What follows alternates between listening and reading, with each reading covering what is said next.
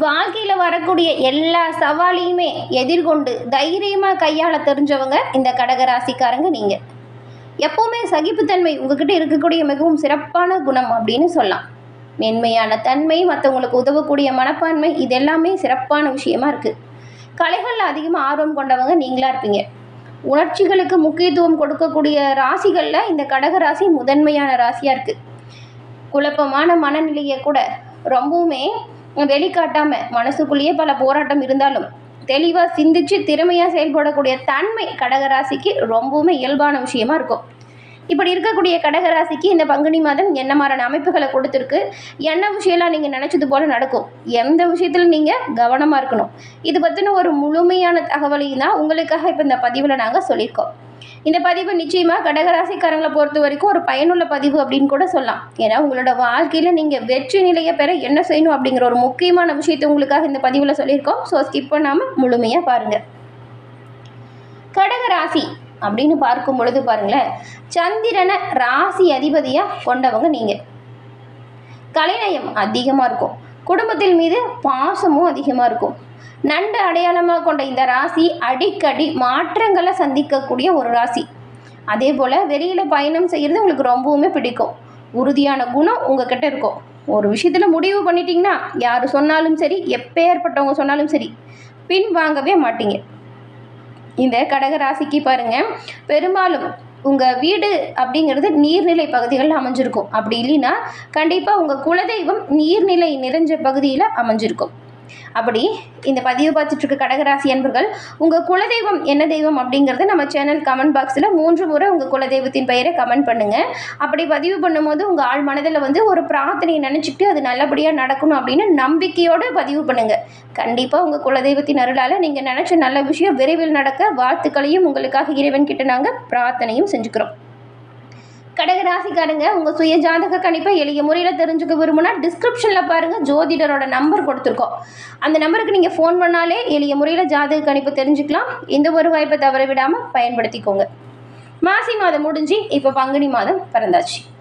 பங்குனி மாதத்தில் கடகராசிக்காரங்களுக்கு கிடைக்கக்கூடிய பலன்கள் என்ன, செய்ய வேண்டிய பரிகாரம் என்ன, எந்த விஷயத்தில் நீங்கள் கவனமாக இருக்கணும், நீங்கள் எந்த தெய்வத்தை வழிபட்டால் சிறப்பான உயர்வை பெறுவீங்க அப்படிங்கிறத வாங்க பார்க்கலாம். ஒவ்வொரு கிரகங்களுமே குறிப்பிட்ட ஒரு கால இடைவெளியிலிருந்து ஒரு கால இடைவெளிக்குள்ள ஒரு ராசியிலிருந்து இன்னொரு ராசிக்கு பயிற்சி ஆகிறது வழக்கமாக நடக்கிற விஷயம். ஆனால் அப்படி ஒவ்வொரு பயிற்சியின் பொழுதுமே அந்த பயிற்சியோட தாக்கம் 12 ராசிகள் மீதுமே ஏற்படும்.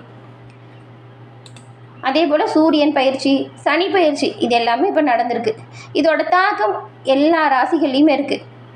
பங்குனி மாதம் இப்போ பிறந்திருக்கக்கூடிய நிலையில் சில ராசிக்கு அதிகப்படியான நன்மையும் கிடைக்குது, சில ராசிகள் ரொம்பவுமே கவனமாக இருக்கக்கூடிய சூழலும் உருவாகி இருக்கு.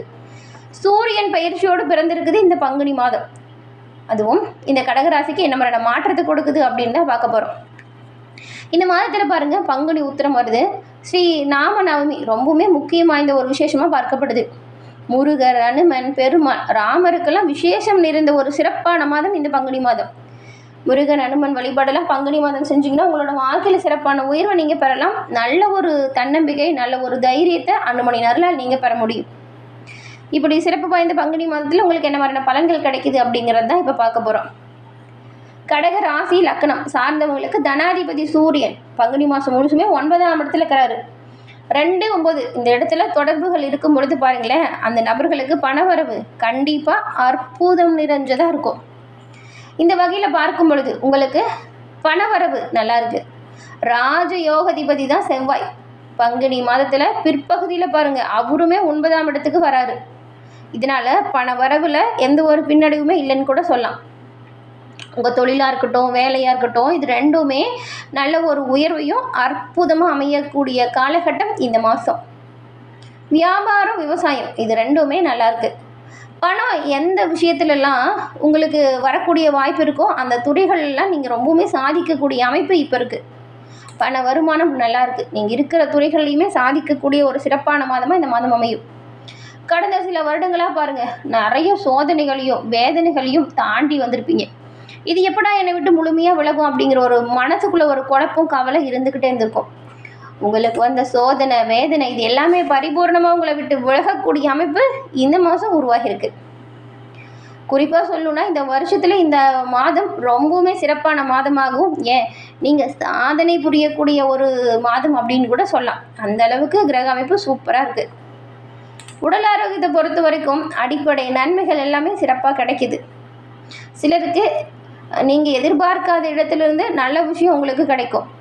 எதிர்பாராத வகையில் பண வரவு வரும். பங்கு சந்தை போன்றவற்றில் ஏற்கனவே பணத்தை இழந்தவங்களுக்கெல்லாம் இப்போது இழந்த பணம் மீண்டும் உங்கள் கை வந்து சேரக்கூடிய யோகம் அப்படின்னு சொல்லலாம். குடும்ப நன்மை, குடும்ப ஒற்றுமை, இது ரெண்டுமே மேலோங்குது. அதே போல் உங்கள் சொல்லுக்கான நல்ல ஒரு அங்கீகாரம், மதிப்பு, மரியாதை இது இப்போ கிடைக்கும். வீடுகளில் சந்தோஷமான சூழலை நீங்கள் இப்போ உருவாக்க முடியும். அதே போல் இந்த மாதம் பேராசைக்கு இடம் கொடுக்காம நீதி நேர்மைக்கு முக்கியத்துவம் கொடுங்க. எதிரில் இருக்கிறவங்களோட செயல்கள் தேவையில்லாமல் கோபத்தை தூண்டும். ஆனாலும் கோபத்தை குறைச்சிக்கிறது நல்லது. உங்கள் தந்தையோட ஆரோக்கியத்தில் இருந்து வந்த பாதிப்பு இப்போ பாருங்கள் பரிபூரணமாக நீங்குது. உடல் ஆரோக்கியம் நல்ல ஒரு மேம்பாட்டுக்கு வருது. மேலும் உங்கள் உடல் ஆரோக்கியமே சிறப்பான உயர்வு இருக்குது. வேலை மட்டும் கொஞ்சம் அதிகமாக இருக்கிறதுனால அலைச்சல் இருக்கும். இழந்த பணம் எல்லாம் மீண்டு வந்து சேரக்கூடிய அனுகூலமான யோகம் இப்போ உங்களுக்கு உண்டாகியிருக்கு. கடனை அடைக்கிது இந்த காலகட்டத்தை நீங்கள் சரியாக பயன்படுத்திக்கணும். கடன் சார்ந்த முயற்சிகளில் வெற்றி பெறக்கூடிய யோகம் உங்களுக்கு இந்த மாதம் அமைஞ்சிருக்கு. பொருளாதாரம் சார்ந்த விஷயத்துலையுமே பார்க்கும் பொழுது பாருங்கள் நல்ல ஒரு முன்னேற்றம், சிறப்பான உயர்வு, ஏன் எடுத்த காரியத்தில் எல்லாமே உங்களுக்கு ஜெயம் உண்டாகக்கூடிய அமைப்பு, அனுகூலமான வாய்ப்பு கிடைச்சிருக்கு. இந்த மாதம் நீங்கள் நினச்சதெல்லாம் சிறப்பாக நடக்கும். தொட்டது தொடங்கும். நன்மை, அனுகூலம் இது எல்லாமே தொடர்ந்து கிடைக்கக்கூடிய நல்ல ஒரு காலகட்டமாக இந்த மாதம் கடகராசி அன்பர்கள் உங்களுக்கு அமைஞ்சிருக்கு. குடும்பத்துலேயுமே பாருங்கள் நல்ல ஒரு மகிழ்ச்சி இருக்கும். தொட்டது தொடங்கக்கூடிய நன்மையான மாதம் அப்படின்னு சொல்லலாம். பெரிய வகையிலான சோதனை எதுவும் பெருசாக இந்த மாதம் வராதுங்க. 50 வயசுக்கு மேற்பட்டவங்களுக்கு கடன் சார்ந்த விஷயத்தில் இருந்து வந்த சோதனை பரிபூர்ணமாக நீங்கக்கூடிய யோகம். வரக்கூடிய பண வரவை வச்சு எப்படி கடனை அடைக்கலாம் அப்படின்னு பிளான் பண்ணுங்கள். எதிர்காலத்துக்காக சேமிக்க தொடங்குங்க. செலவு செய்யும் பொழுதே கவனமாக இருங்க. பண விஷயத்தில் எச்சரிக்கையாக இல்லைன்னா பாதிப்பும் வரும். அதனால தான் கவனம், எச்சரிக்கை ரெண்டுமே வேணும் அப்படின்னு சொல்கிறோம்.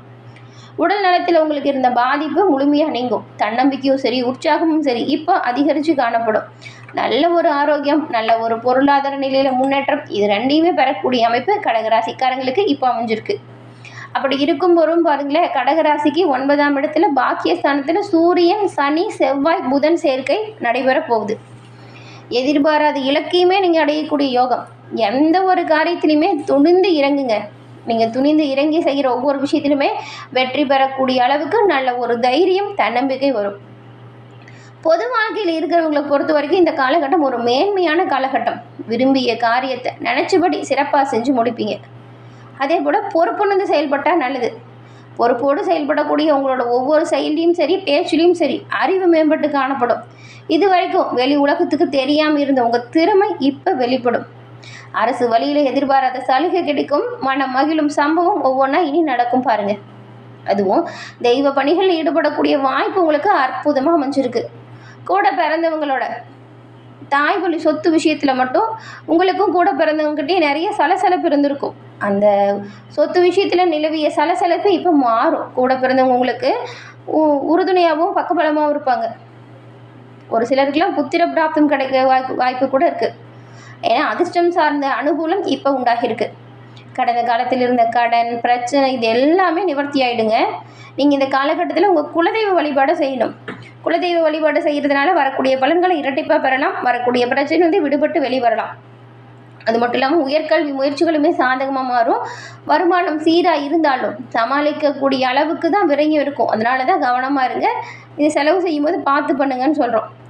அதே போல் வெளிநாடு போய் வேலை பார்க்கணும்னு நினச்சவங்களுக்கு அதிக சம்பளத்தில் வெளிநாட்டு வேலையுமே கிடைக்கும். கண்டிப்பாக இந்த கடகராசிக்காரங்களை பொறுத்த வரைக்கும் ஏதாவது ஒரு மாற்றம் இருக்கும். ஊர் மாற்றம், இடமாற்றம் அல்லது வீடு மாற்றம் செய்யக்கூடிய வாய்ப்பு அமையும். அதிர்ஷ்ட பொருள், பணம், நகை, உபரி வருமானம் கிடைக்க வாய்ப்பு இருக்குது. இந்த காலகட்டத்தை சரியாக நீங்கள் சேமிக்க பயன்படுத்துறது நல்லது. புதிய தொழில் முயற்சிக்கு உகந்த நேரம் இது கிடையாது, ஞாபகம் வச்சுக்கோங்க. உத்தியோகத்தில் நீங்கள் சிறப்பாக வேலை செஞ்சால் நல்ல பேர் கிடைக்கும். தாய் தந்தை பொருளுதவி செய்து தொழில் முன்னேற்றத்திற்கும் வளர்ச்சிக்கும் உறுதுணையாக இருப்பாங்க. உங்களுக்கு பழைய கடனை அடைச்சி ஆறுதல் அடையக்கூடிய அமைப்பு.